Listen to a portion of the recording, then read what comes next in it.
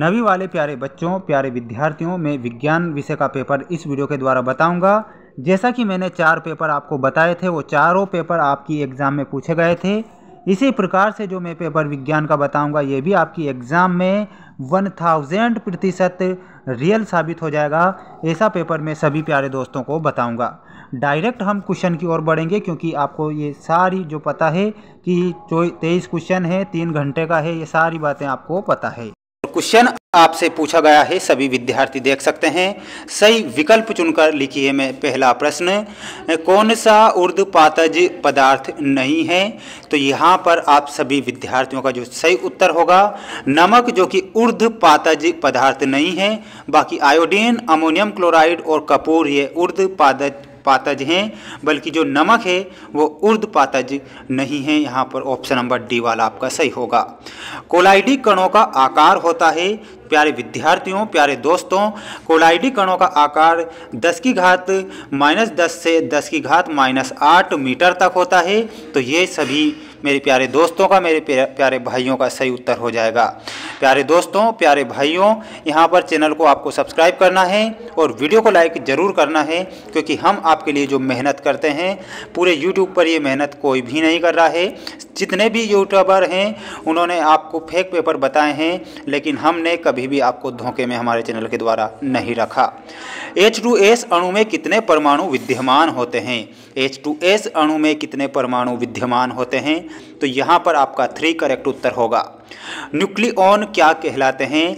Nucleon क्या कहलाते हैं? तो प्रोटॉन तथा न्यूट्रॉन दोनों को न्यूक्लियॉन कहते हैं। तो प्रोटॉन तथा neutron will be correct answer. कोशिका का रसोई घर किसे कहा जाता है? 100% ये क्वेश्चन वेरी मोस्ट है।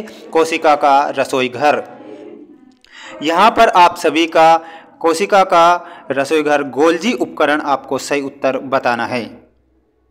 अगला क्वेश्चन है, हाथ की त्वचा है। देखिए, हाथ की त्वचा कैसी है? तो तंत्रिका ऊतक आपको बताना है।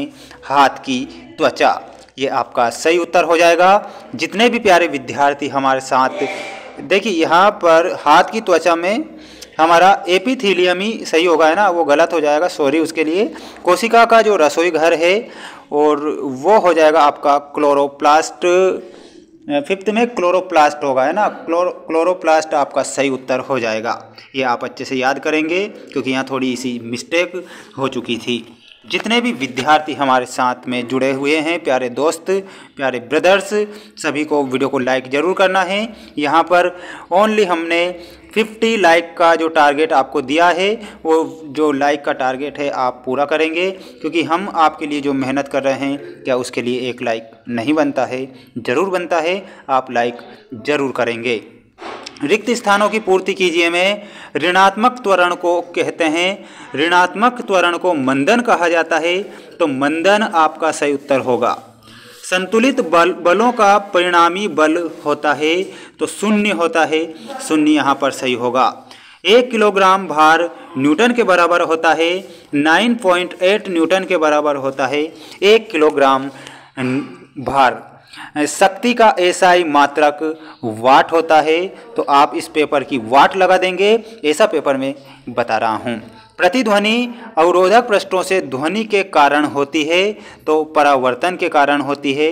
तो 5th में आपको परावर्तन बताना है। प्यारे दोस्तों को, प्यारे भाइयों को, मेरे ब्रदर्स को, नीली क्रांति का संबंध होता है मछली से। किससे होता है? नीली क्रांति का संबंध मछली से है। तो मछली आपका सही उत्तर हो जाएगा। जितने भी मेरे प्यारे दोस्त यहाँ पर जुड़े हुए हैं, 50 लाइक का टारगेट आपको पूरा करना है। किसी भी कंडीशन में लाइक तो करना ही है। हमें आप मोटिवेशन कीजिए। एक वादा हम आपसे करते हैं, हम 12वीं तक आपका साथ नहीं छोड़ेंगे। 12वीं तक इसी प्रकार से जो कंटेंट उपलब्ध कराते रहेंगे। 9वीं ये मान के चलिए कि आप 10वीं में पहुंच चुके हैं। फेल होने से किसी का बाप नहीं रोक सकता। सत्य असत्य लिखिए में क्वेश्चन है, पदार्थ की अवस्थाएं अंततः परिवर्तित होती है। तो यहाँ पर आपका राइट होगा। विलयन की सांद्रता उसके इकाई आयतन या विलायक में इकाई द्रव्यमान में उपस्थित विलय की मात्रा होती है। तो यहाँ पर जो आपका सही उत्तर होगा वो भी आपका सत्य हो जाएगा। 16 ऑक्सीजन में 16 ऑक्सीजन परमाणु होते हैं। तो ये असत्य बताएंगे। तत्वों को उनके प्रोटॉन की संख्या के आधार पर परिभाषित किया जा सकता है, तो ये भी आपका सत्य होगा। पुरकिंजे ने 1831 में कोशिका में केंद्रक की खोज की थी, तो ये आपका राइट होगा। ये आप प्यारे विद्यार्थियों, प्यारे साथी याद रखेंगे। अगला क्वेश्चन आ चुका है आपकी स्क्रीन के सामने। स्वचालित वाहनों में उनके द्वारा तय की गई दूरी को प्रदर्शित करने के लिए एक यंत्र का प्रयोग किया जाता है, उसे ओडोमीटर कहते हैं। तो दूरी मापने के लिए जो यंत्र होता है वो ओडोमीटर के द्वारा दूरी मापी जाती है, वाहनों की दूरी।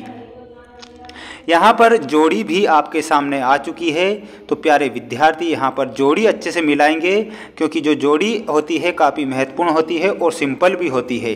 ठीक, इसमें किसी प्रकार से अंक आपके नहीं कटने चाहिए। 50 लाइक का टारगेट है, तो 50 तो लाइक करेंगे।